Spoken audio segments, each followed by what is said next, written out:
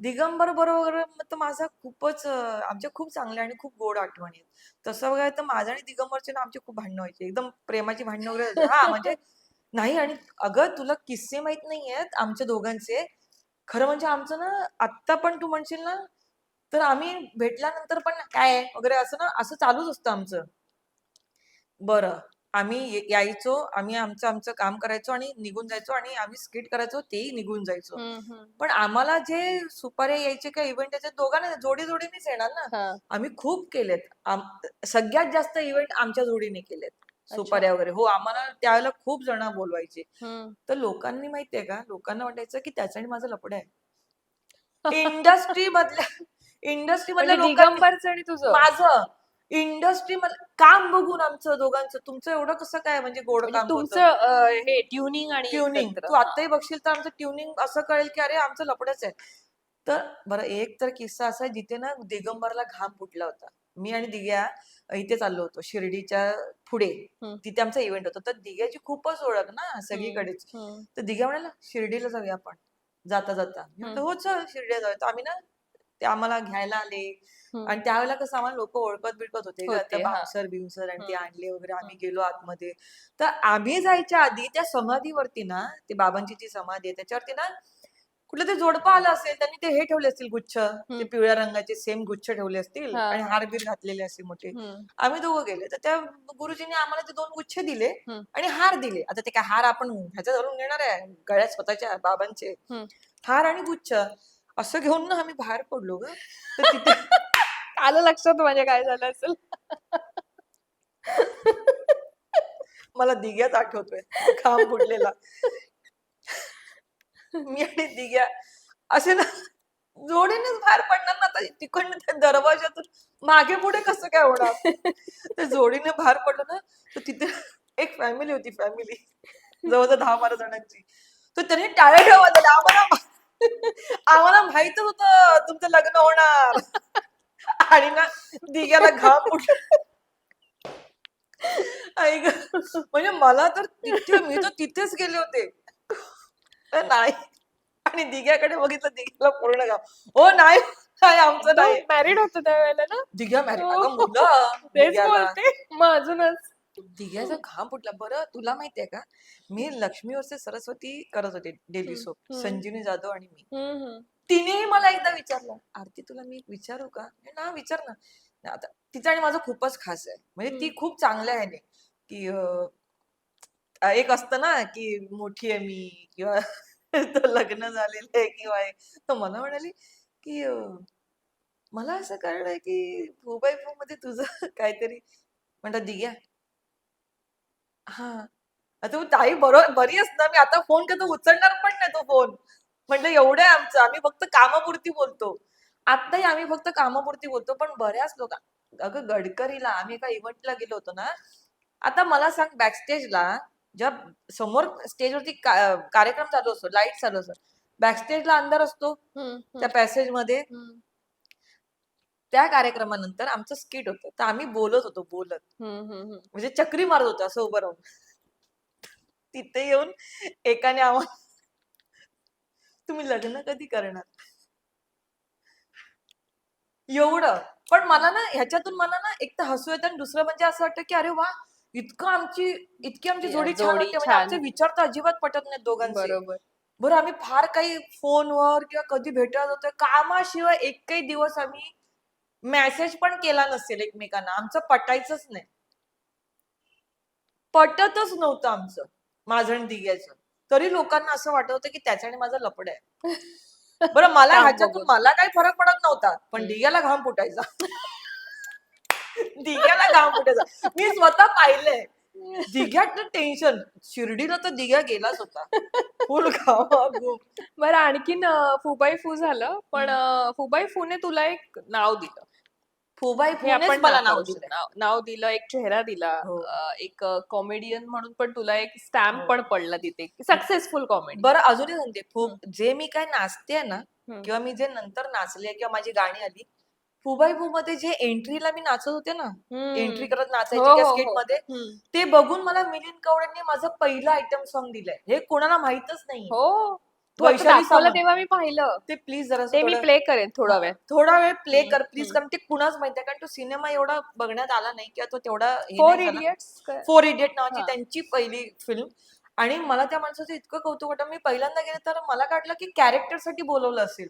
ते म्हणे तुला आयटम सॉन्ग करायचं, तर मला वाटलं बरं आता काय असतं माहितीये ना, डिरेक्टर त्याच्या बोलतोय आधी तू कधीच केलं नव्हतंस असं काही. कधीच नाही. किंवा आयटम सॉन्ग म्हटलं की ती नाचणारी अशी एक हा, छान. तर मला वाटलं की हा मला का पटवायचं म्हणतो, मी तर दिसायला सुंदर पण नाहीये. म्हणजे दिग्दर्शक असं असतात ना आपल्याला काही, हम्म, दिग्दर्शक म्हणजे असे असतात. तर मी म्हटलं की हा एवढं का मला खुश करतोय की तुला आयटम सॉन्ग, आणि हम्म, काही बघणार का पण नाहीये माझ्याकडे. मी म्हटलं हम्म. सर नक्की आयटम सॉन्ग.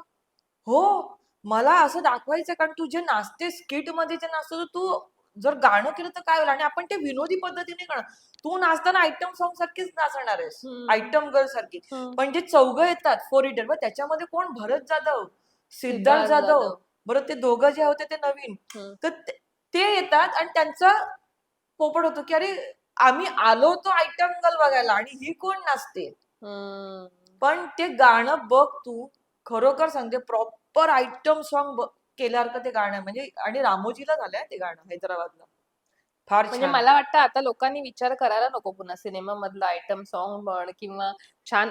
आर्टिस्ट तर तू चांगली आहेसच, म्हणजे ऍक्टिंग साठी भूमिका ऑफर करणं ही गोष्ट तर काही तुझ्यासाठी हे नाही, पण आयटम सॉन्ग साठी. त्यामुळे हे गाणं मी या पॉडकास्ट मध्ये प्ले करेन. प्लीज प्लीज आणि कर. बाई जरा जपून दांडा.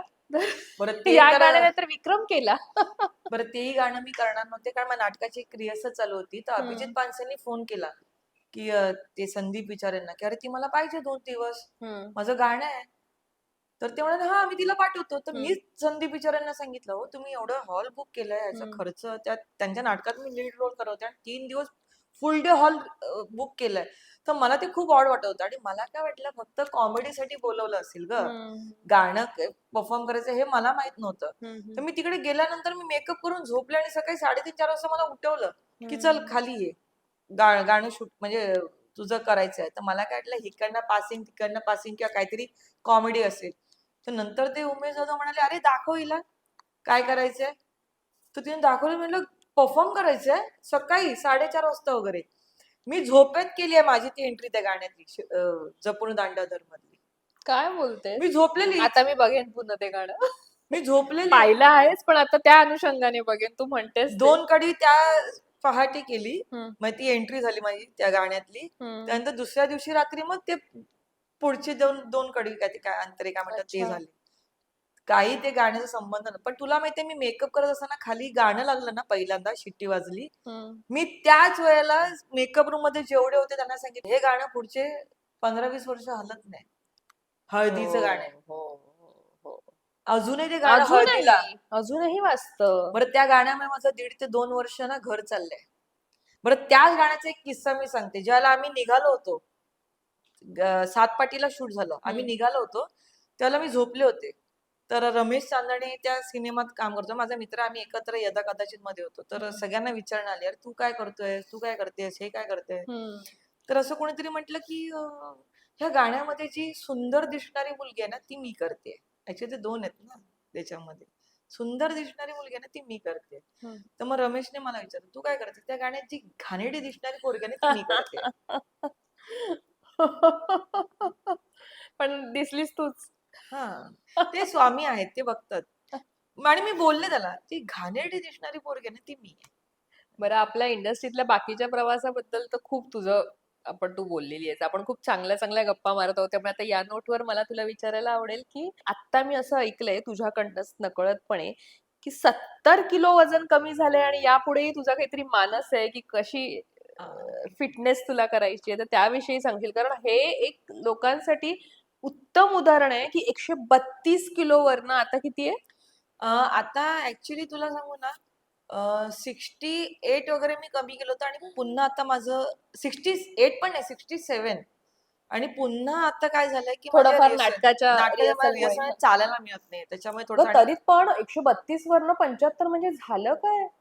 जवळ जवळ किती हो अर्ध वजन ऍक्च्युली कमी अर्धा किलो केलंस. वजन कमी केलंय, पण त्याला 5 वर्ष मी मेहनत घेतली. नुसतं चालणं ना? नुसतं चालणं, आणि मी संध्याकाळी 6 नंतर शक्यतो मी काही खात नाही. अगदीच भूक लागली तर माझं ठरलेलं आहे, एक तर पाणीपुरी किंवा सँडविच हे असं माझं ठरलेलं आहे, हलकं फुलकं. पण तेही नाहीच, म्हणजे नाहीच. म्हणजे मी तर 9 वाजता झोपतेच, हे माझं हम्म. रुटीन आहे. हम्म, हम्म, हम्म.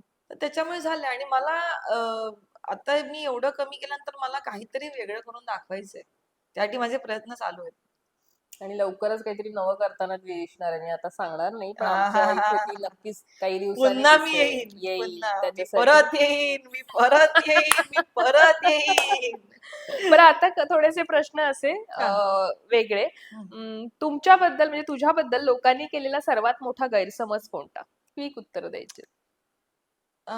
मी खूप माजुरली आहे. हो? हो, वाटत नाही. आहे. म्हणजे मी त्रास देत नाही. म्हणजे माझा माज हा समोरच्याच्या वागण्यावरतीच आहे. आहे. हा. समोरचा कसा वागतो ते. समोरचा कसा वागतो त्याच्यावर आहे. एखादी गोष्ट जी तुला ओपनली बोलायची होती, पण तू कधी बोलली नाहीस आतापर्यंत. हा, माझं कोणावर तरी फार प्रेम आहे 13 वर्षांपासून. हम्म.